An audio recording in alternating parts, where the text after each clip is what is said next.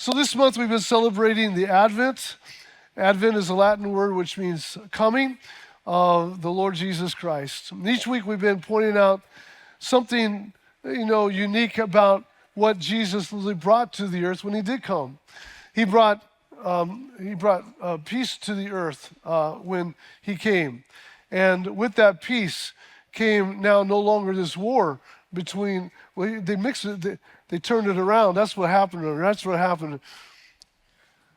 That's joy. This is peace. Sorry. They brought peace to the earth. And with that peace, we're no longer confronted with this battle between God and us. We can now walk in harmony with the Lord because sin has been removed from the picture. And he brought to us not just peace, but he brought hope. And hope that and now we can experience possibilities that were never possible before. With God now, all things are made possible. And then we talked last week about joy. And another word definition of joy is being contented. One of the kind of new terms I'm trying to use as I go into the new year of when people ask me, how are you? I'm trying to say good instead of good, saying contented. I'm trying to say something new. Contented. I'm content. Until one of the guys told me this morning, he says, in the business world, he's an executive of a company in the town. He says, in the business world, if you're content, that means you're about to get fired because we don't want you around. We don't want nobody working for us that's content. I said, well, thank you very much. I appreciate that. And that brings us to our fourth candle, and that is the candle or the gift of love that Jesus brought to the earth through his birth. I want you to turn your attention to 1 John chapter 4, verse 7, and I want to just read this passage of scripture with you together. Dear friends, let us continue to love one another, for love comes from God, and anyone who loves is a child of God and knows God. But anyone who does not love does not know God. Why? For, everybody say this with me, God is love. Say it again. And God showed how much he loved us by sending his one and only Son into the world so that we might have eternal life through him. This is real love. Not that we loved God, but he loved us and sent his Son as a sacrifice to take away our sins. Dear friends, since God loved us that much, we surely ought to love each other.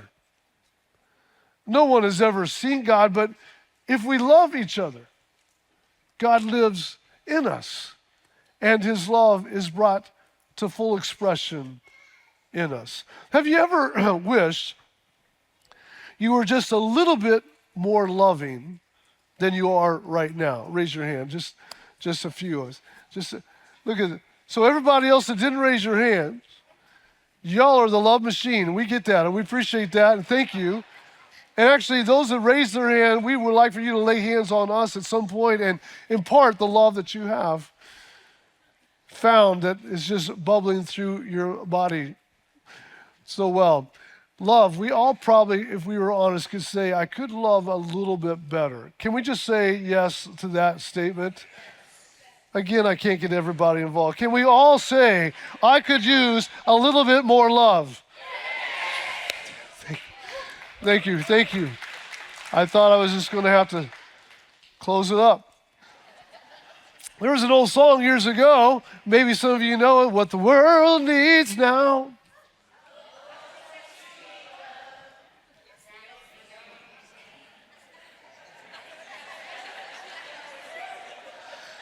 All the young people are like, what was that? What the world needs now is love, sweet love. It's the only thing that there's just too little of. Oh, we even know who's singing. Actually, there was someone singing before her, but yes, she made it pretty popular. What the world needs now is a little love. It needs a whole lot of love, actually. It needs a whole lot of love. I grew up in a family that loved the Lord, And I was taught as a very young child that one of the things that we were not allowed to do as a Wilson family was we were not allowed to fight. Fighting was not going to be allowed.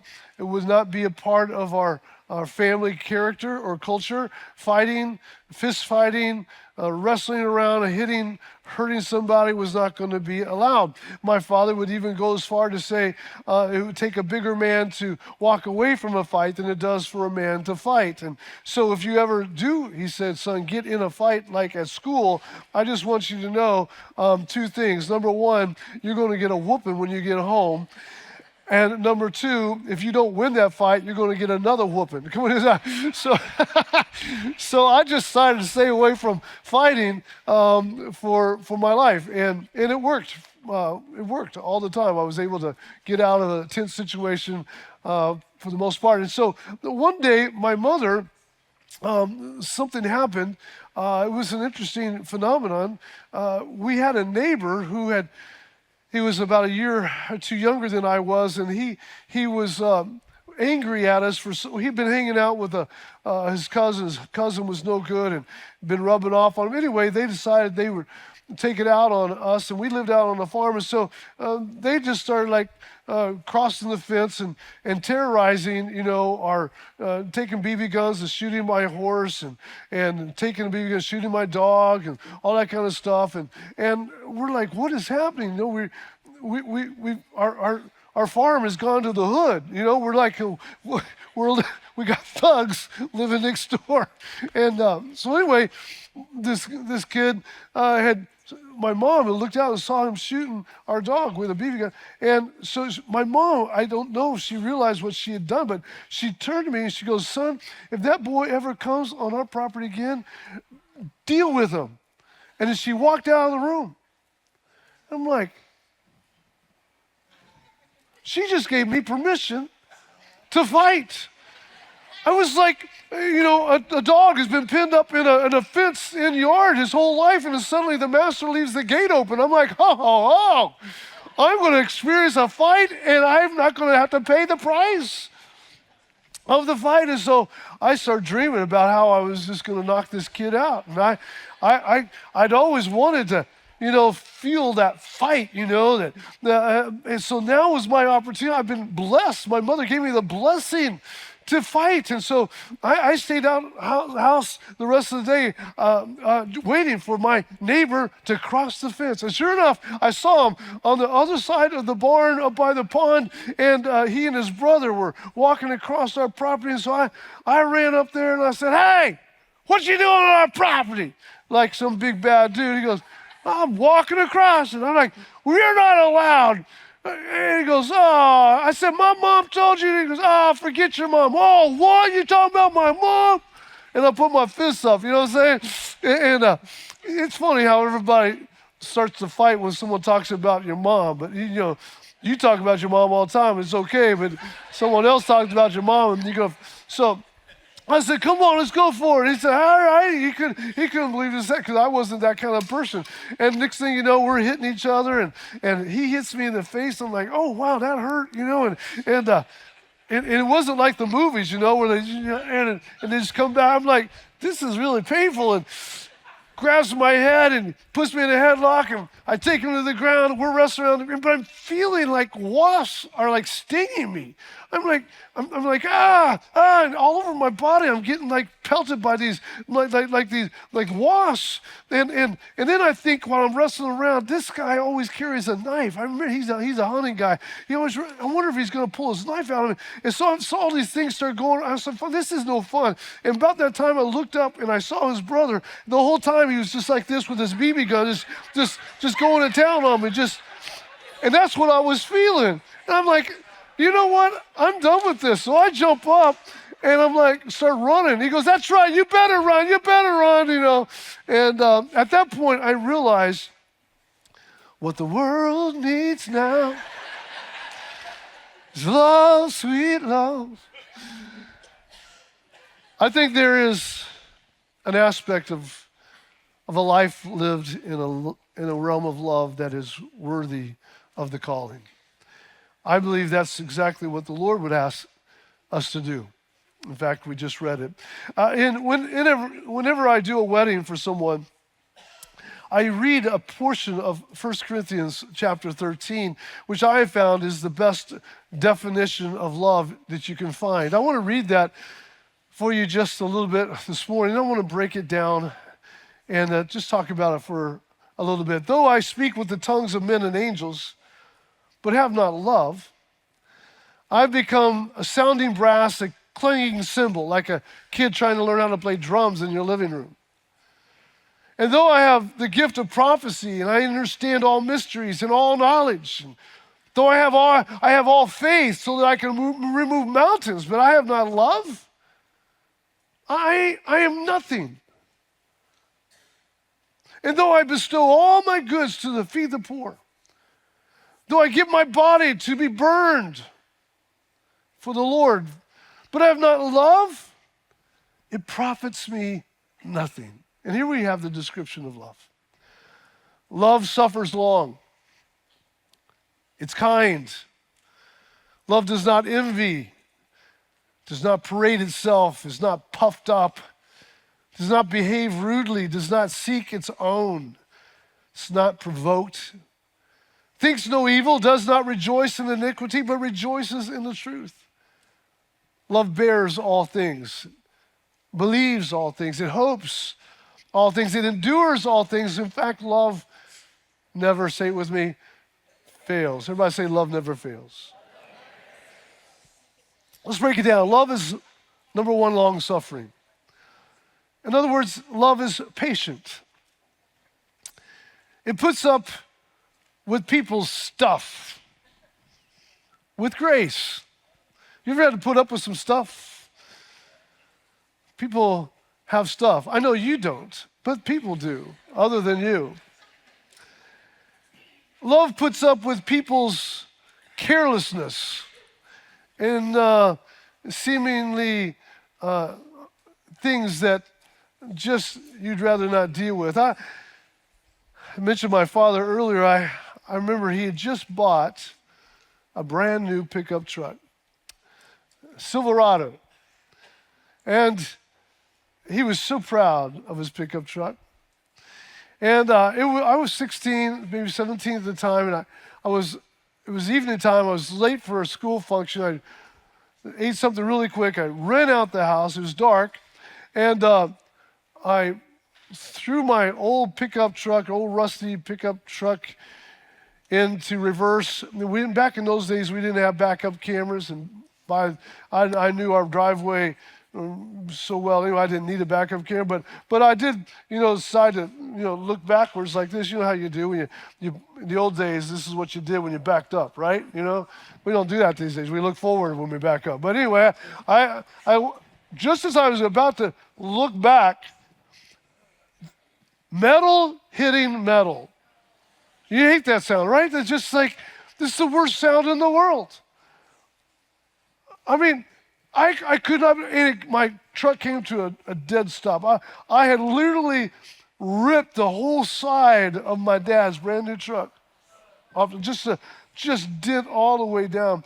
And my truck come to a stop at the bumper at the very end. And I was in shock. Has that ever happened to you before where you did something or was a part of something and you didn't see it coming and it was just, you were shocked? I was in shock. I was just like, the motor's running and I'm like, I'm about to die. And I sat there and I'm like, how do I get out of this? How am I going to get out of this one? And so I just decided to do the best I could. And so I put it in park. I got out of the truck, and my dad was sitting in the living room watching the news. And I walked in, and I knelt down beside him. I said, Father, wonderful, loving man, so gracious, petting his arm, so loving. He goes, yeah, what you want? I just would like for you to come look at something if you don't mind. All right?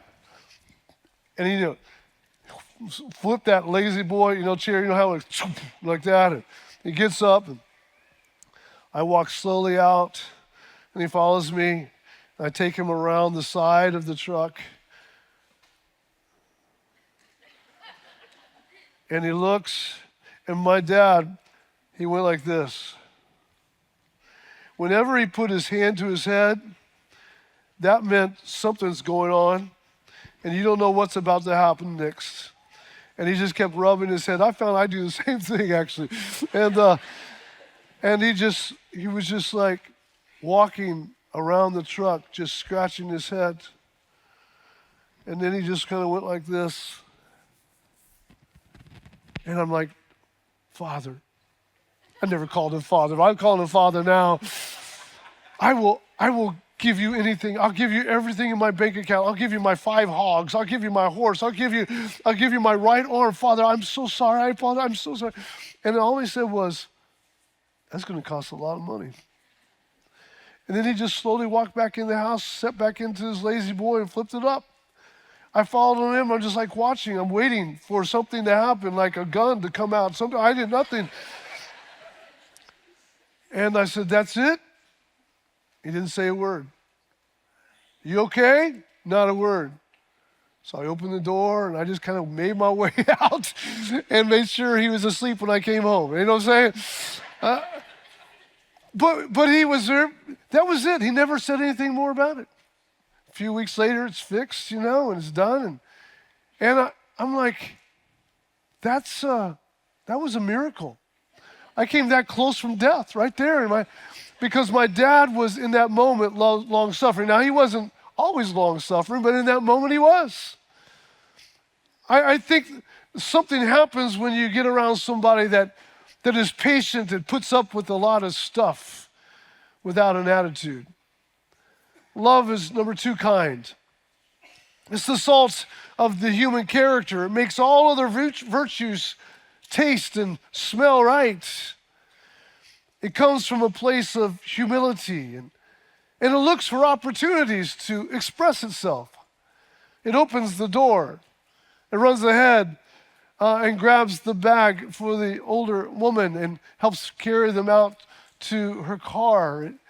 It looks that person in the eyes when he talks to them and shows them respect and pays attention to what they have to say and responds accordingly with the conversation and doesn't ignore people. Love is kind in the fact that it picks up trash in someone's yard and puts it back into the trash can that's sitting there by the street waiting to be picked up, or it helps somebody on the side of the road that's broken down, or at least stops and says, can I help you? It is kindness. Let me show you an example of what kindness is not.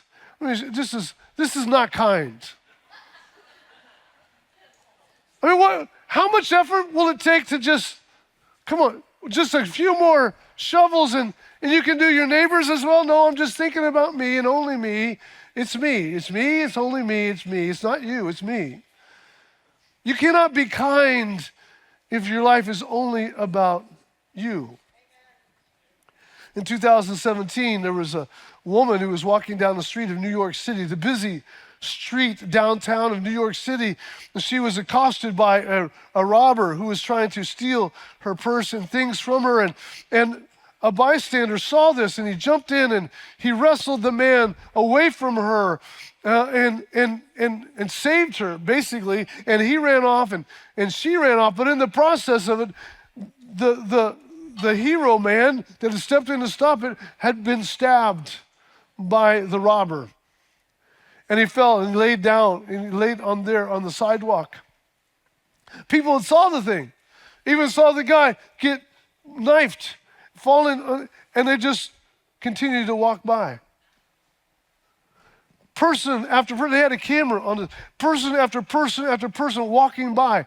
Some would stop and they would, do this with their heads, and then they would just keep on going about their business. Two guys were walking down the street, and they both noticed. They stopped. They're talking to each other about it. One even bends down to pick his head up, only to see a pool of blood, and drops his head back onto the sidewalk while the other guy's taking photographs, and then they walk on. It took over an hour before finally someone decided to call an ambulance. And by the time an ambulance got there, he had passed away. Didn't have to pass away. But because everyone was about their own business and didn't want to get caught up in someone else's stuff, they just moseyed on down the road. Can I tell you, that's not love. Love is kind. Love is kind. Number 3, love does not envy. In other words, it's not jealous. Jealousy springs out of inferiority. But instead, love is happy. When good things happen to others, when other people are blessed, love is happy for them.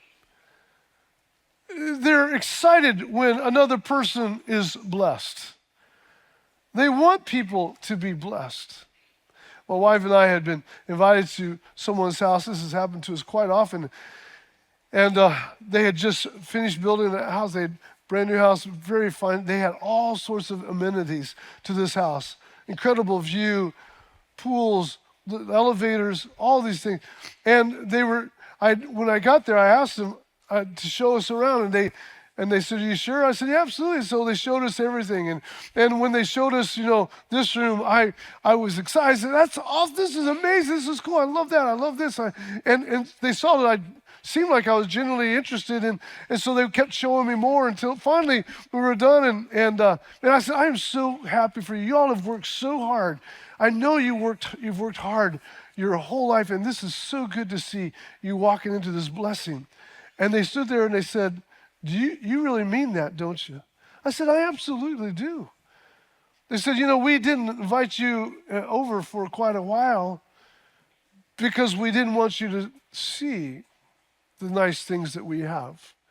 And I said, "Why is that?" And they said, "Because we have people, friends and family, that when they see us with nice things, they talk about us behind our back, or they want something from us, and they actually don't enjoy the fact that we have something nice." And I thought to myself, how sad that you can't rejoice with someone else's blessings. Number 4, love does not parade itself and is not puffed up. In other words, it doesn't boast, it doesn't brag. In fact, boasting is just a cover-up for insecurity and inferiority. When you hear somebody boasting about all these things that they've done, they're just insecure, they're just inferior, they feel insignificant. People that boast, they name drop a lot. You know what I'm talking about. They like to talk about all the accomplishments they've done and titles they've had and jobs they've done, money they've made, and then they drop that name here and there just to let you know that they are an important person. That's not love. That's just puffing yourself up. In fact, we learn a lot of things about nature. There's actually a fish that is known that this little fish looks like a harmless creature. It's got no teeth. And you go, well, that looks like something I'd like to eat. And so when you pull it up on top of the water, you'll see what you get. It becomes that. It becomes twice its size in a matter of seconds. It's called the puffer fish. Yeah. It's actually got a little porcupine-like spines on the top of its little back vertebrae there. And it just kind of looks innocent, and you think, well, that thing couldn't hurt nobody, and looks like something fun to play around with and throw around on the beach or something. But that little thing there, in Japan, if you were to eat that fish, you have to be trained 3 years to be a chef to eat that particular fish, because inside of that fish, in the liver and in some of the flesh and in the eyes, it is so much poison that it's 1,200 times more powerful than cyanide. 6 people a year die from a little puffer fish. A little innocent, no teeth fish can kill you if you don't know what you're doing. Can I tell you that people puffed up, live their lives puffed up, thinking trying to make you believe that there's something that they're not? Those kind of people will kill you. You got to be careful with the puffers. Number 5, love is not rude. Arrogant. Boastfulness is something you do on the outside. It's a verbal type of thing. But arrogance or rudeness is something that comes from the inside to inward. It sometimes is never even expressed with words, but the person is full of arrogance. Why are people arrogant? Because they're unsure of themselves. People are arrogant because they have an identity problem.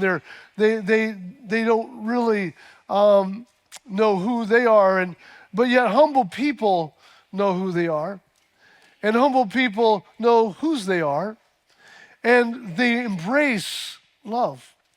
Love is not rude. Love doesn't walk down the hall and push people down and push people aside and drive down 59 honking all the time. Come on, somebody. Those watching online, you know what I'm talking about. Love is not rude. Love is patient and it's kind.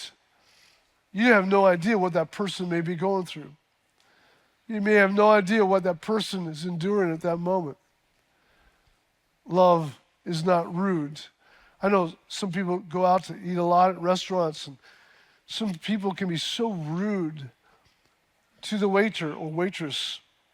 In fact, I've talked to waiters and waitresses, and they say, this is a shame, that the worst tips they get or no tips they get is usually on a Sunday after church, where the Christians go. My wife, most of the time when I'm out at a restaurant, I'll ask someone, hey, is there anything I can pray with you about? And invariably they'll be telling me something, and we'll pray for them.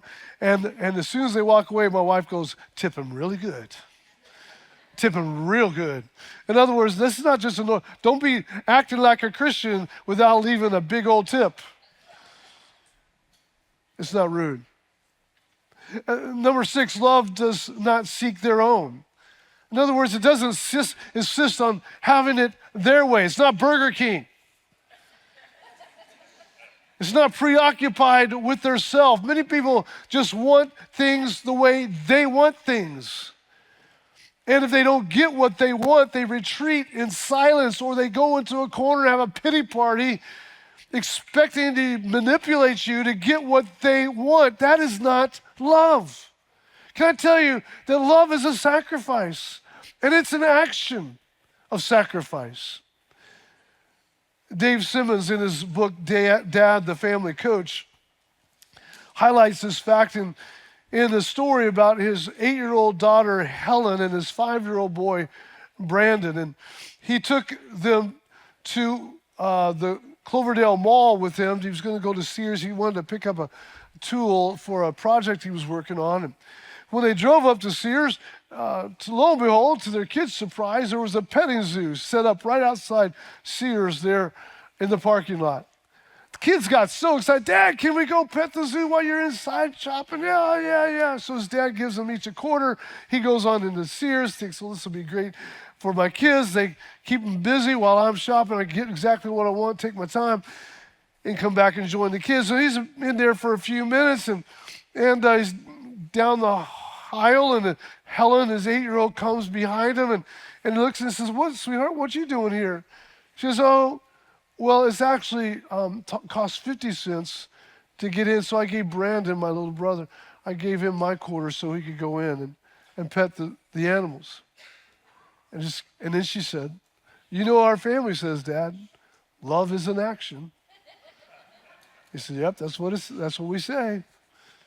And so he just kind of sat there and stood there, followed him around.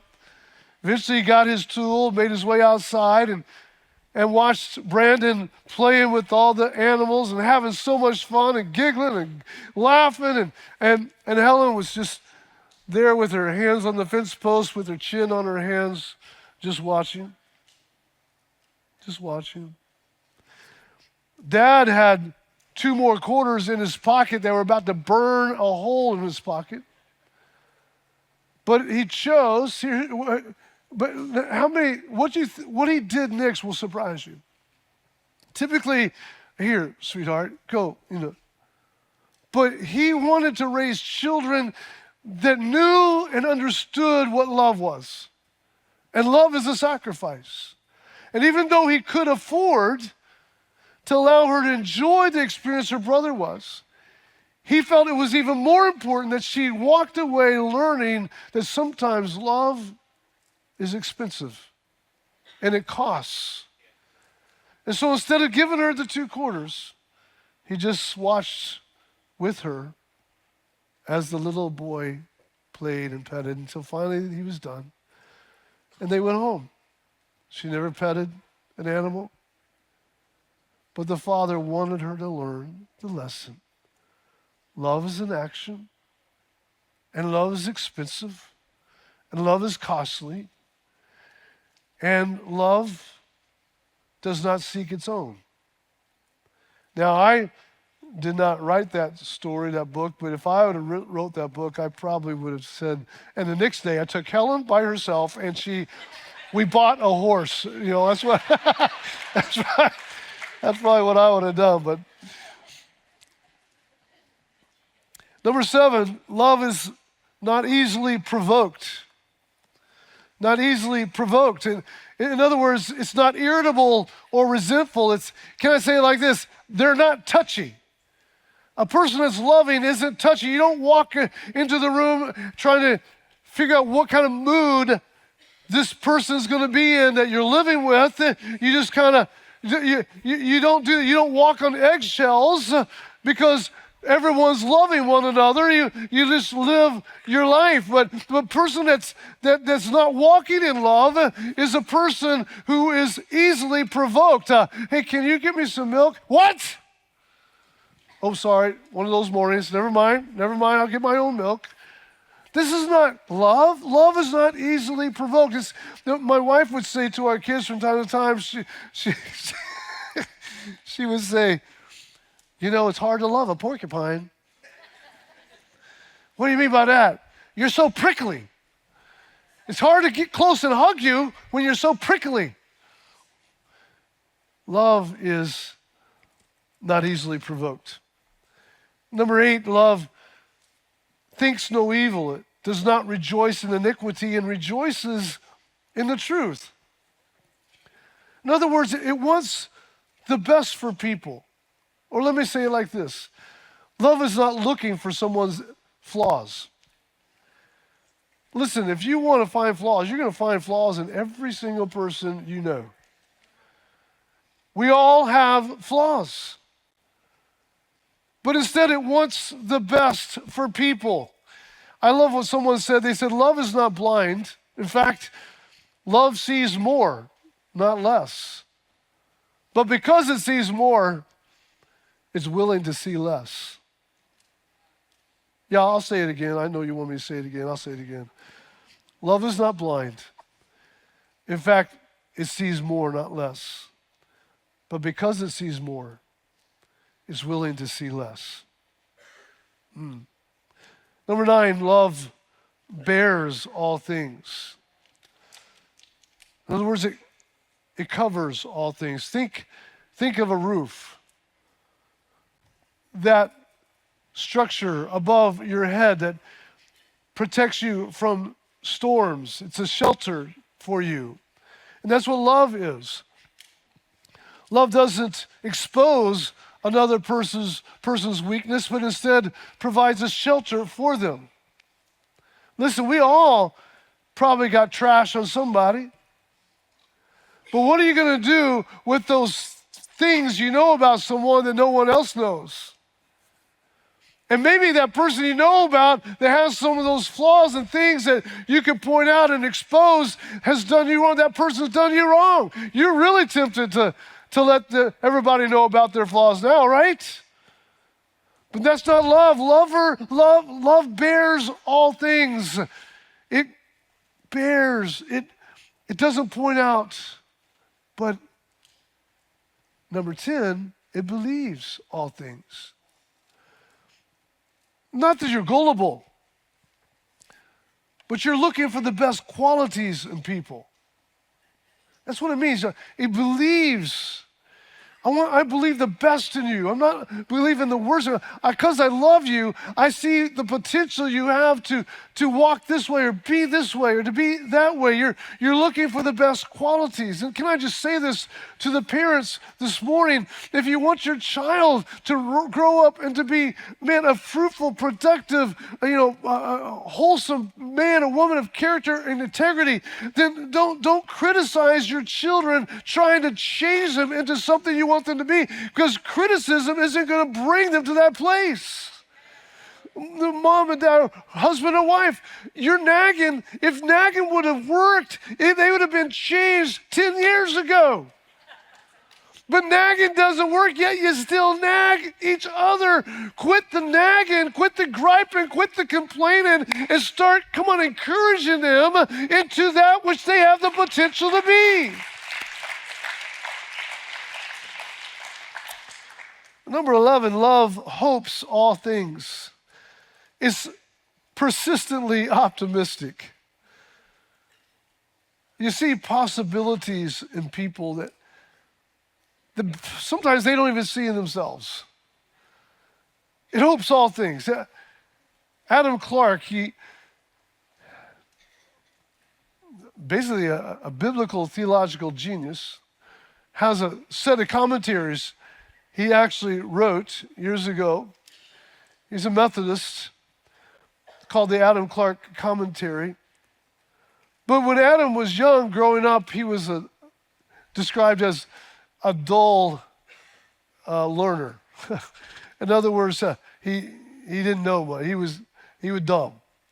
And back in those days, we don't do it anymore, thank the Lord, but if you were not doing your assignments or you were wrong and consistently wrong, and the teacher would put you in a corner, you sit in a corner, and they would put a hat on your head, and the hat said dunce. Some of you know what I'm talking about. You wore the dunce cap, the dunce hat. Basically, you were publicly shamed and humiliated in front of your classmates and peers. And you had to sit there with this cap on, basically saying, I'm stupid. And that's what he spent most of his time doing in class, Adam Clarke. Until strangely one day, a visitor popped into the classroom that he didn't even know. He didn't know his name. He didn't know anything about this man. But the man was invited into the classroom, was walking through the class, and this man, as he's walking by Adam Clarke, sitting there in the stool with the dunce hat on, said to Adam, he said, boy, you are going to be a great man one day. And then walked out. Adam couldn't believe what he heard. That stranger just said, I'm going to be great one day. And for whatever reason, that statement took like an anchor to a rock in a storm. And he thought to himself on the way home that day from school, that stranger thinks I can be something. I'm going to be something. And so the next day he threw himself into the studies, into the work, and he paid attention and he responded. Within several weeks, Adam Clarke, the dunce, was now the head of the class, leading the class in all studies and grades. By the time Adam Clarke was done that year, they said, many thought he knew more than the teacher. He was so smart. And he would go on to write this incredible commentary on the Bible. This young boy that everyone thought was a dunce heard one statement saying, one day you're going to be a great man. And it changed his life. Why? Because hope is what love is. Love hopes all things. Number 12, love endures all things. Love endures all things. Endures, it means to remain under. That's what the word endures means, to remain under. Let me say it like this. Love is persistent. In other words, love has the ability to take it. Whatever you're going to dish out, the love in me is greater than what you're dishing.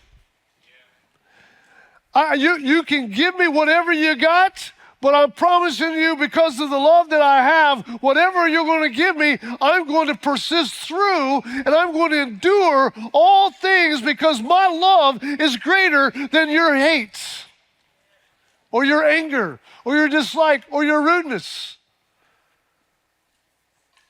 Love says, I will not allow your thoughts about me to determine or control how I respond. In other words, I'm going to turn my cheek, and then I'm going to turn the other cheek.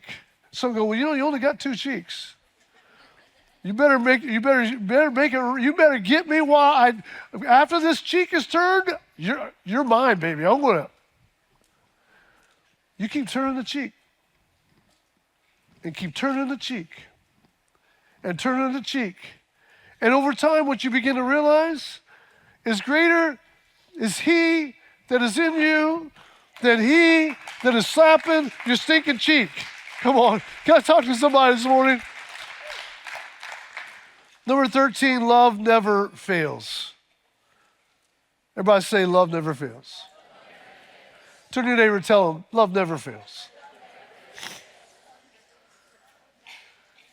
1 Corinthians 13, verse 8, love never fails, but whether there are prophecies, they will fail.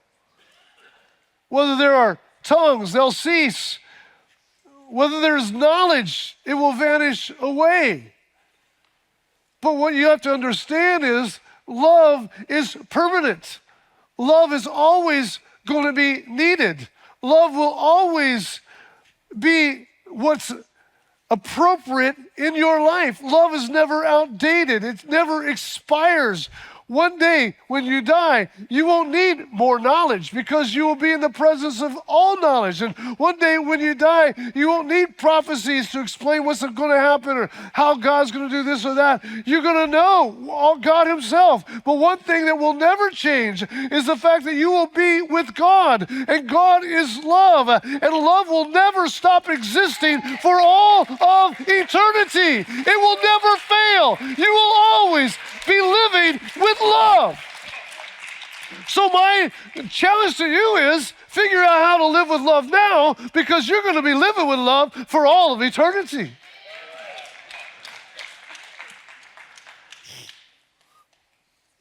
A mother kept a candle burning at night in the windowsill of her house years ago. And her daughter had left 20 years ago the house. Her mom was told that she was out doing her own thing and living it up, and she didn't know anything, where she's at, what she was doing. But she would pray for her every day, and she would keep that candle there at night. And one night there was a knock on the door. It was a cold winter night, and an old, well, not old, but a lady showed up who was, just dirty and just, greasy hair and kind of a scarf over her head, and she was shivering. And she said, "Ma'am, you have anything I could eat?" And the old lady said, "Come on in, sweetheart." "Yeah, absolutely." So she brought her in and sat her next to the fire. She goes, "Let me get you some soup." And she was in there getting some soup, and that lady was just sitting by the fire, just trying to warm her hands as best she could. And she said, "Ma'am," the old lady said, "Yes." She said, "I noticed there's a candle always lit there in your windowsill. What's up with the candle?" She said, "Oh, my daughter left home about 20 years ago. And I just put the candle there just to let her know that she's always welcome home." She goes, I know this is kind of crazy, but every once in a while, in the middle of the night, I'll just go and I'll open the door and I'll just yell out into the dark, "Lizzie! Lizzie!" That was my daughter's name. I never hear anything, but it just makes me feel better. And I'll shut the door. And she heard this lady started whimpering. She started crying next to the fire. She said, "Man, I'm so sorry. I know you probably got lots of problems of your own. I didn't mean to dump my problems onto yours." But she said, I apologize. You must be sick. You must be feeling well. Are you okay? And the old lady got down in front of this woman, and in the light of the fireplace saw that it was Lizzie. Lizzie was home. Lizzie was home. You know why Lizzie was home? Because there was a candle in the windowsill. Because love never fails.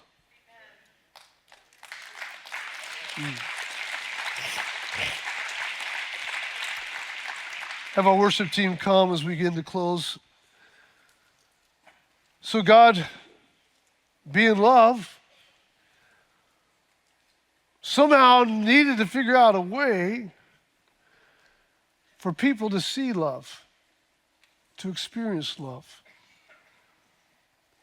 to somehow have a prototype. He needed a prototype of what love is. And so God, in his wonderful grace and mercy, sent us his son. John 14, Jesus said to him, have I been with you so long and you've not known me? He who has seen me has seen the Father. So how can you say, show us the Father? What Jesus was saying is that if you listen to me, if you look at me, if you'll be around me, I am what you want. I'm God. It would go on in Colossians 1, Paul would say, he is the image of the invisible God, the firstborn of all creation.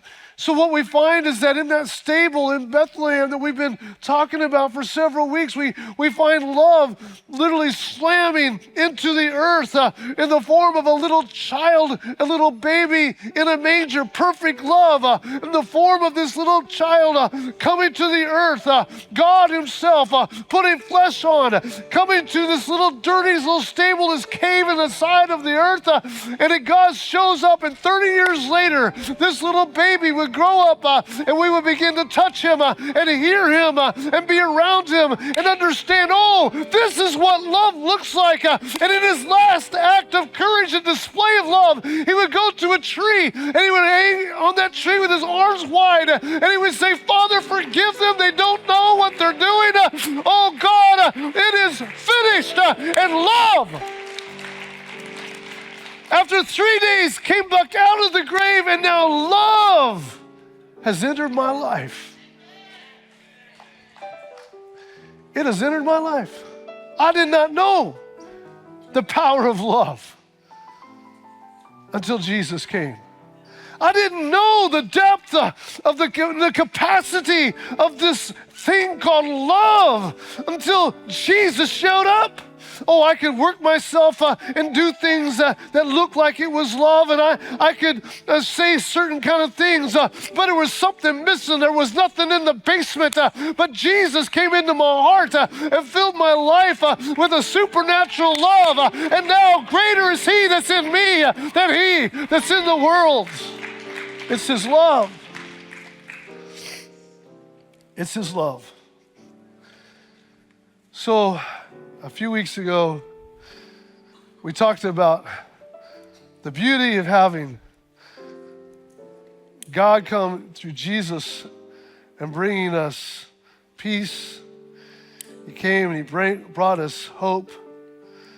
And he came last week, as we saw, and he brought us joy. And today, we see he brings us love.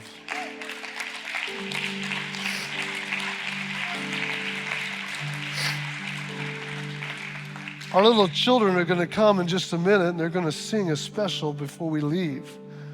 And while the little children are coming, that's a cue for the little children to come. I am going to tell you a little story. So there was a man at the airport. He was making a connecting flight, and he had some time. So he decided to go to the food court and get half a dozen donuts and some coffee. And so he did, and got his bag of donuts, his coffee, and he looks out over the food court, and there's not a table to be found. Everybody's got a table. The best he could see was there's a table over there where there was one man sitting there, looked like he was reading his phone. And so he went up to him and said, would you mind if I sit at the table? The man just went like that.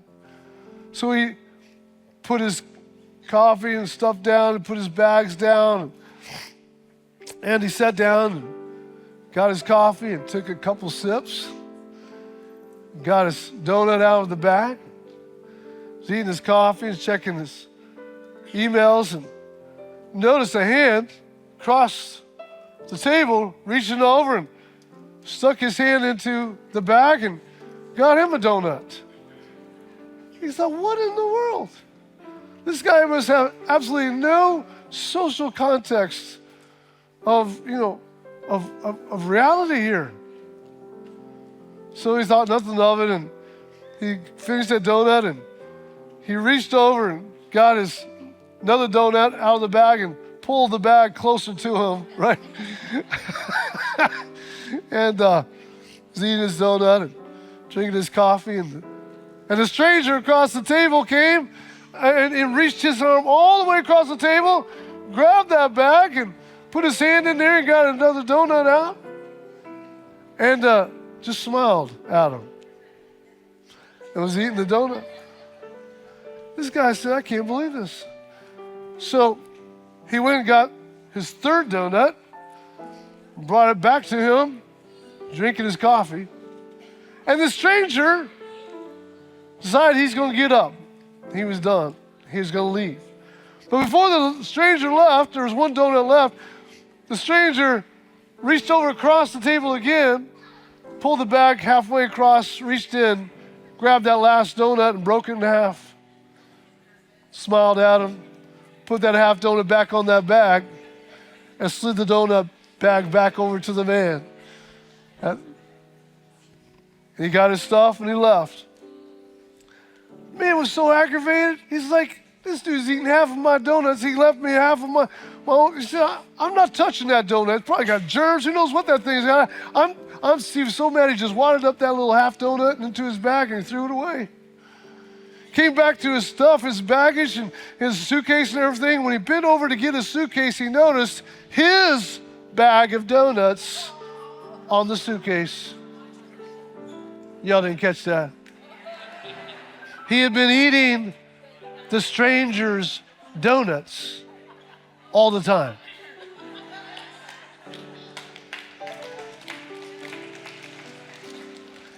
What are you saying, Pastor? I'm saying the stranger had more love than he did. The stranger let this man eat half of his donuts, and all he did was smile, and even left half of the last one for him. Sometimes things are not the way they appear.